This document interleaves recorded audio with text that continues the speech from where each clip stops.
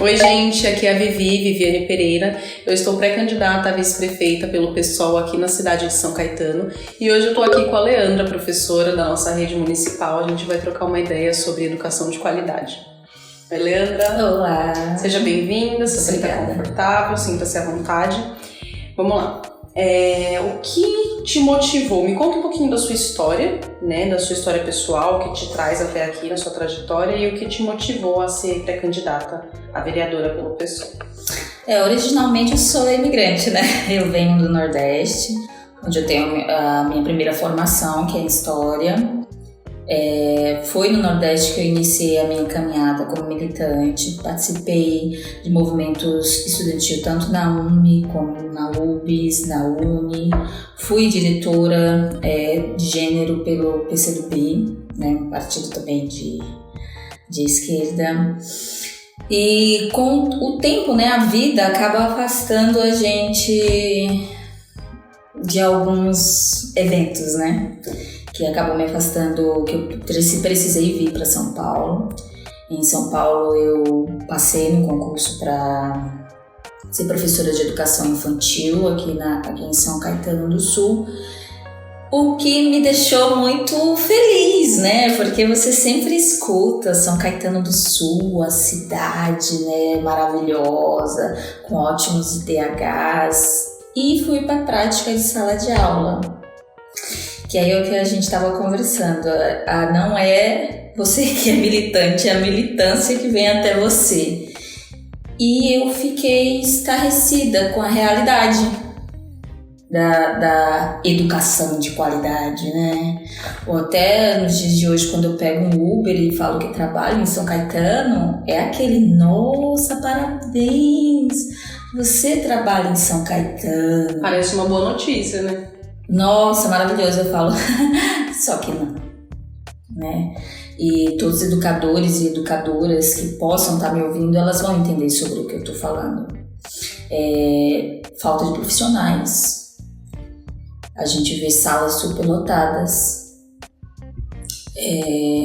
inclusão, que ainda tem um longo caminho para ser percorrido, respeito à diversidade étnico-racial, também, que é uma discussão que eu não entendo que para uma cidade tão bem desenvolvida seja uma discussão que esteja começando agora. É um tabu praticamente. Exatamente.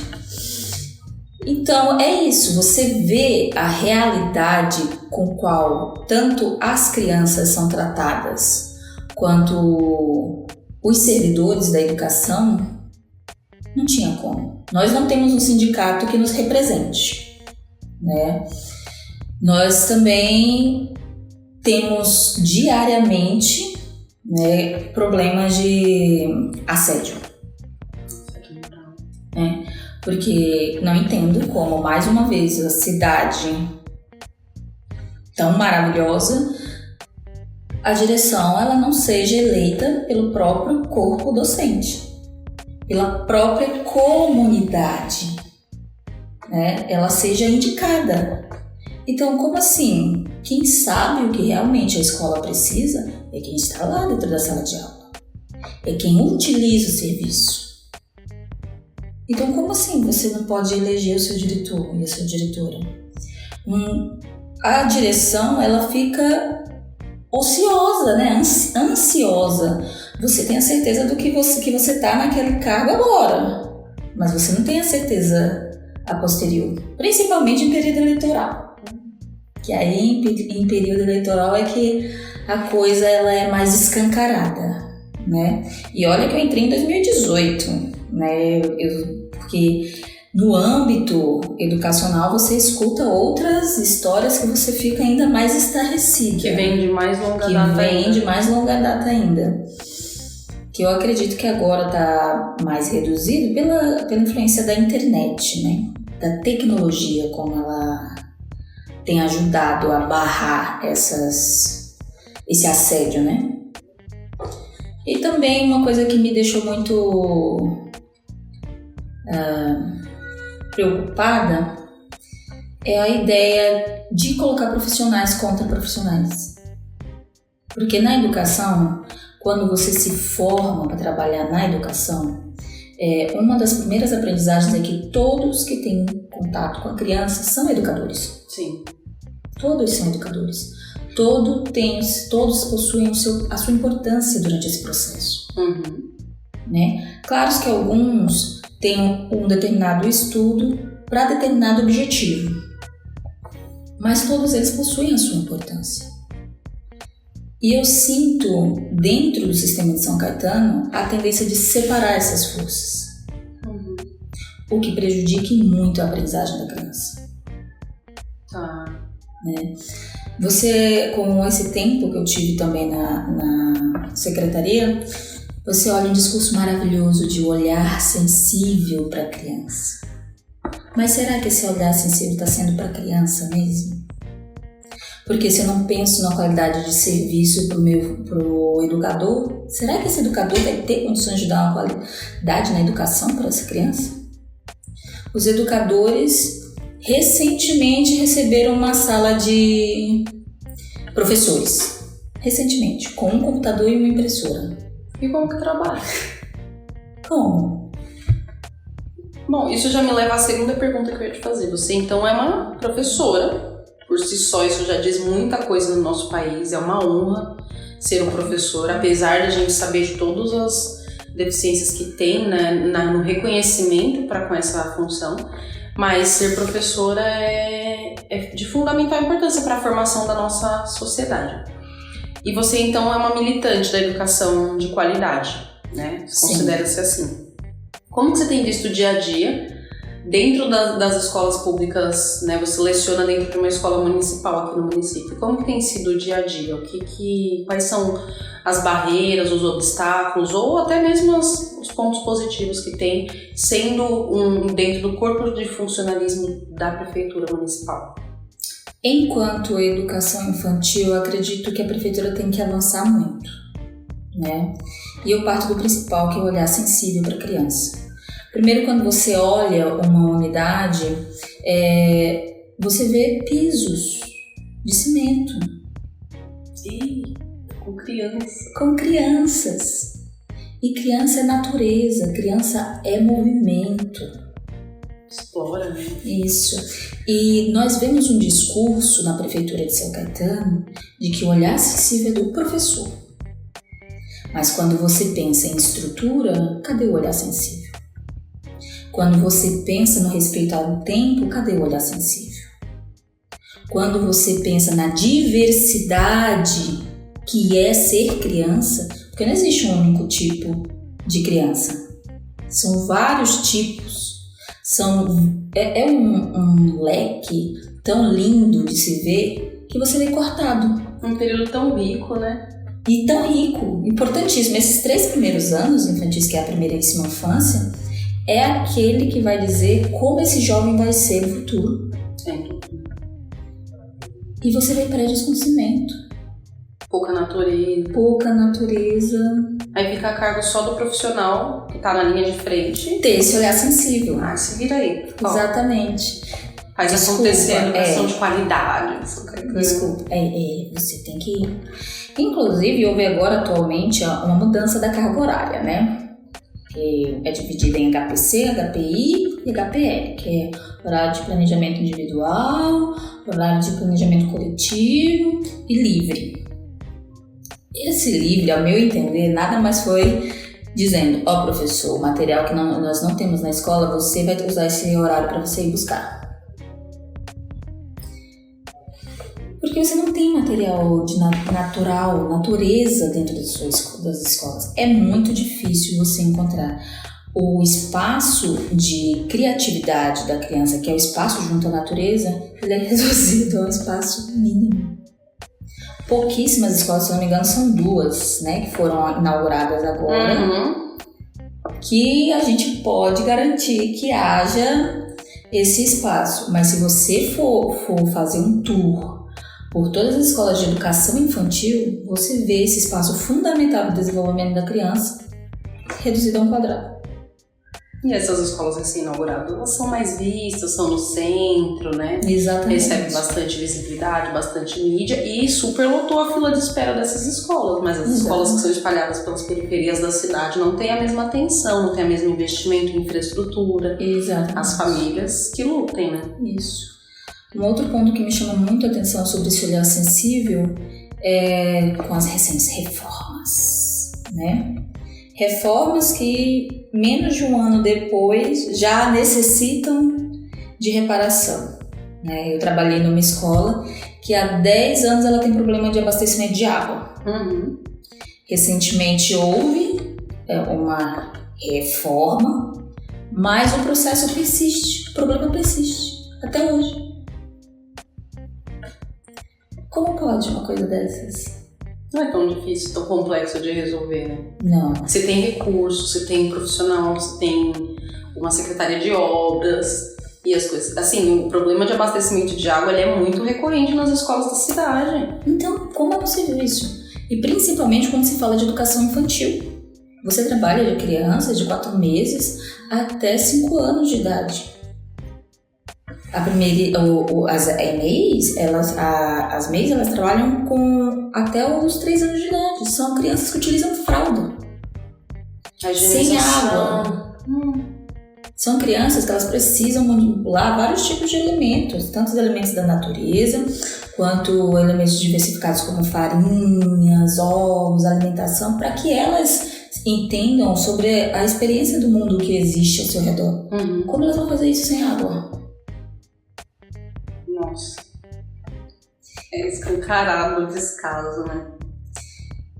Eu tive também a experiência de trabalhar no Georgette. Uma escola inaugurada. O teto caiu na primeira chuva. Como pode uma situação dessas? E não uma escola que possui um elevador de acesso para o 2º andar. Cadê a inclusão? Um elevador? Onde é que está a inclusão? É uma falsa inclusão, né? Foi feito de uma forma arbitrária, de cima para baixo, sem comunicar, sem consultar a comunidade, as famílias dessas crianças, nem das escolas que iam receber esse público, nem das famílias, né, que são responsáveis por esse público. Simplesmente fez uma fusão muito mal feita. Sim. E tá, sem dúvidas, prejudicando o desenvolvimento deles e desses, né?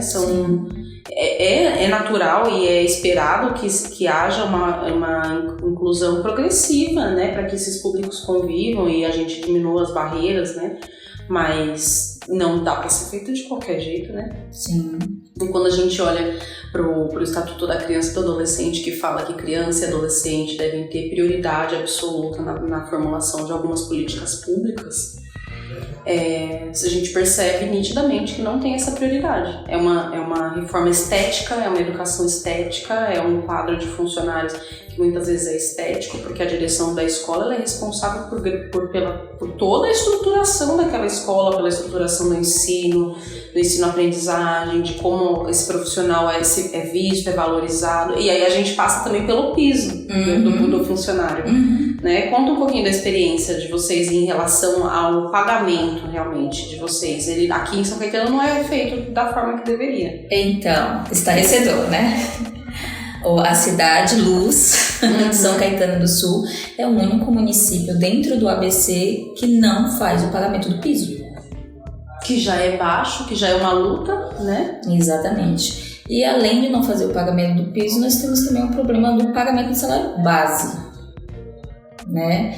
Que pela falta de representatividade sindical se torna uma luta individual, né? O profissional de educação, tanto professor quanto auxiliar de primeira infância, tem que entrar individualmente com o processo para garantir o pagamento desse salário base, que também não é realizado pela prefeitura.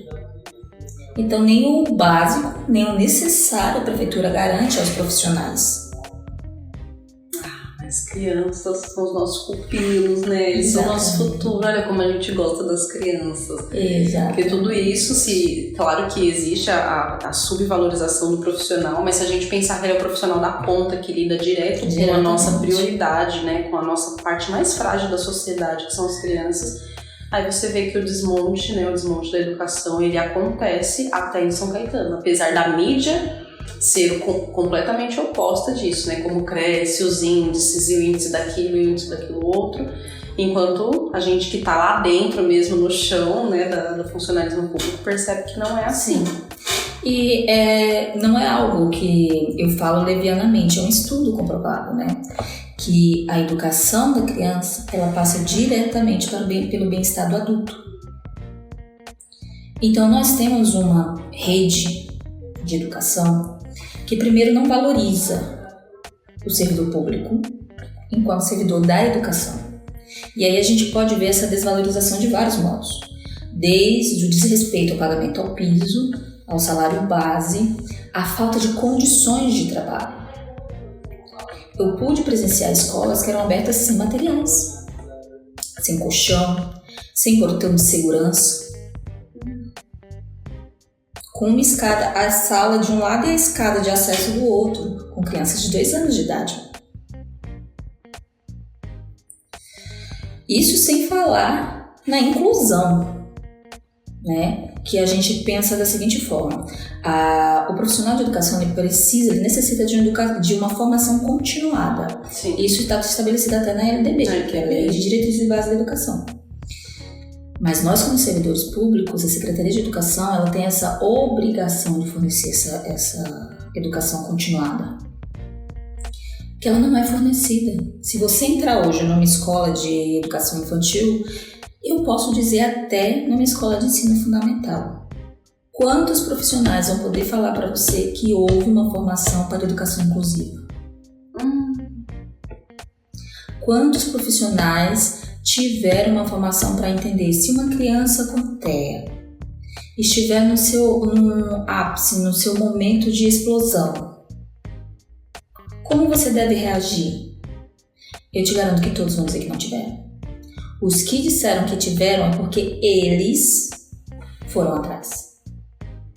É sempre individualmente. Se você sempre individualmente. vai atrás dos seus direitos e processa, se você por um acaso ganhar esse processo, ele é corrigido, né, as injustiças e as inadequações para você, não para todo o corpo. Não para todo o corpo. Se você tiver que estudar, você vai por si só. Porque assim como você bem disse no começo, todos os profissionais alocados dentro de uma escola, eles são responsáveis pela educação, pelo desenvolvimento daquelas crianças, eles são de fundamental importância. Então vai desde o porteiro, do servente, né, do inspetor, né, de pessoas ali que estão fora da sala de aula. E nenhum teve formação para educação inclusiva, que foi feita de forma arbitrária. E que super prejudica, né? Exatamente. Porque os traumas que isso pode gerar, aumentar ainda mais os obstáculos que a gente tem entre os públicos. As crianças devem crescer num ambiente propício. Isso você tem que pensar principalmente, porque uma das minhas maiores preocupações enquanto militante, e eu digo que não militante somente da educação, mas do entendimento do ser humano, né, enquanto um ser tão complexo. Porque se você pensa numa criança que ela teve um processo no qual ela está se desestabilizando, ela necessita de ter um acolhimento qualificado. Como que esse profissional vai dar esse acolhimento numa sala com 25 crianças? Dentro desses 25, nós temos 3 inclusões, 4 inclusões, onde esses profissionais, principalmente aqueles da ponta, que são os educadores da primeira infância, os auxiliares da primeira infância, sem eles estarem preparados para um tipo de situação dessa. Aí torna a criança que se desorganizou o problema. O problema. Aí você não ataca o problema real, que é a falta dessa estrutura. A gente ataca a criança muitas vezes. Exatamente. Enquanto estive conselheira tutelar, eu presenciei algumas vezes, você ataca a criança ou você ataca a família da criança, ou você afasta a criança ou você transfere a criança, e assim a gente vai driblando os reais problemas que têm condições financeiras, tem questão de interesse mesmo em reparar aquelas dificuldades e a gente dribla isso. Sim. E vai maquiando esteticamente, né? Sim. Isso sem falar mesmo na própria questão da comunidade escolar, né? Porque não tem como você pensar um educador fora da comunidade escolar. Você cria vínculos, é o que eu costumo sempre falar para as pessoas que trabalham comigo. Não tem como. A educação é um trabalho humanizador. Você cria vínculos, você cria afeto. Você passa um ano com aquela criança. Não tem como você não criar afeto. E aos poucos você vai entendendo a vivência da família. E recentemente eu tive o contato com uma mãe que há 2 anos ela está procurando atendimento para entender quais são as necessidades da criança. Enquanto a gente está fazendo o nosso levantamento, a mãe fala, então é porque só é um neuro na fundação. Como assim? Olha o tamanho do bairro e da fundação. E um neuro? Para atender toda essa demanda? Quanto tempo mais essa mãe vai esperar? Olha o prejuízo que essa criança está tendo para o seu desenvolvimento, enquanto ela aguarda ser atendida por esse... E eu não posso nem julgar o neuro, porque como ele vai dar vazão a essa demanda? Não dá. É sobre-humano. Pode ter a boa vontade que for. Não tem como. Eu costumo dizer que você não tem como pensar a educação como uma ilha, porque ela não é. Ela é o reflexo de uma sociedade. Sim. Então, se a escola, por melhor que seja a escola, mas ela está circundada por uma realidade difícil, essa realidade ela vai ser espelhada dentro da escola. Sim. E, por consequência, nas crianças. Exatamente. E se torna um círculo vicioso. E por mais que eu saia e fale, eu trabalho em São Caetano, e as pessoas falam, nossa, parabéns, me aperta o coração. Porque eu sei que não é a realidade. Porque eu sei que minhas crianças, elas não estão sendo acolhidas. O olhar sensível para elas não existe. Recentemente houve a privatização total do Lar Samaritano. Eu tive a oportunidade de acompanhar esse processo do Lar Samaritano. E uma das falas é sempre o olhar sensível. Eu falo assim, desculpa, você está falando sobre o olhar sensível, mas você está entendendo que você vai tirar todo um corpo docente de uma escola de uma vez? Um corpo docente que já criou laços afetivos com aquelas crianças. Isso é muito grande, né? É tremendo. Ou seja, todas as pessoas às quais ele tinha aquela confiabilidade sumiram. E outras entraram. Não é feito sequer um planejamento com relação a isso. E você vem me falar sobre olhar sensível? Sim. Não há. Olha, a gente tem muito para avançar, né? Muito para avançar. Quanto se trata de educação em São Caetano do Sul, sim. Muito para avançar.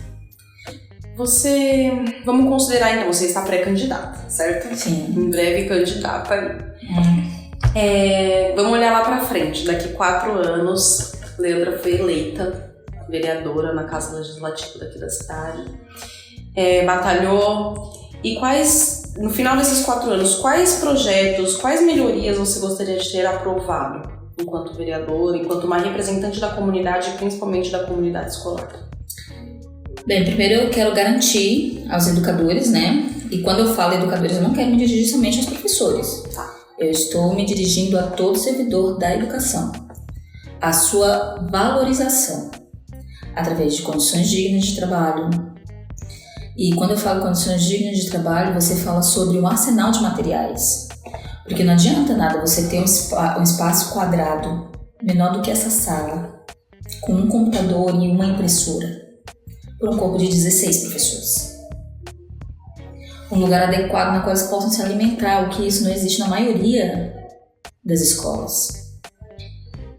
um salário digno, como um município como São Caetano, não existe plano de carreira por quadro de apoio. Não é pago sequer o plano do professor. Houve agora o plano de carreira, que é uma aberração, onde você coloca 48 horas. Nem a LDB permite isso. É um absurdo. É estarrecedor. A gente costuma falar que São Caetano parece que está fora da realidade do Brasil. A gente costuma falar mesmo. Porque são situações que você não entende como isso acontece. A segunda coisa que não pode fugir enquanto militante da educação é olhar para a criança, né? Garantir que a escola tenha sim um apoio da saúde, principalmente, para que a gente possa ter de fato uma inclusão nas escolas, para que eles possam estar acompanhando essas famílias que estão entrando, porque é na primeiríssima infância que os primeiros sinais de desenvolvimento são observados. A autonomia nas escolas, a gente necessita muito disso, principalmente com relação à gestão. A gestão, ela está de mãos amarradas. A gente precisa de uma mobilização. Mas a partir do momento que a gente conquista a autonomia da gestão das escolas... se avança bastante. Avança muito. Porque aí o olhar dela vai estar para a comunidade e não para a Secretaria de Educação. Eita, tocou na ferida. Ai, que delícia de papo, adorei ouvir. Eu sou educadora também de formação, então a gente fica mais à vontade quando a gente realmente entende o que o outro tá falando, né? Nada do que você falou me parece absurdo ou distante da nossa realidade do município. Infelizmente. Mas que pena, né, que a gente tem que apontar ainda esses problemas, mas que bom que existem pessoas como você, que são um farol, que são pessoas realmente que dão voz a pessoas que muitas vezes não conseguem, não têm tempo, estão sucateadas, estão cansadas ou às vezes estão amarradas também a algum tipo de pressão do poder público. Mas é isso, eu agradeço muito. Eu te desejo uma enorme sorte nessa corrida aí que a gente está para iniciar a eleitoral. Conte conosco, contaremos com você também. Enfim, estamos aqui e esse foi mais uma resenha da Vivi. Até a próxima!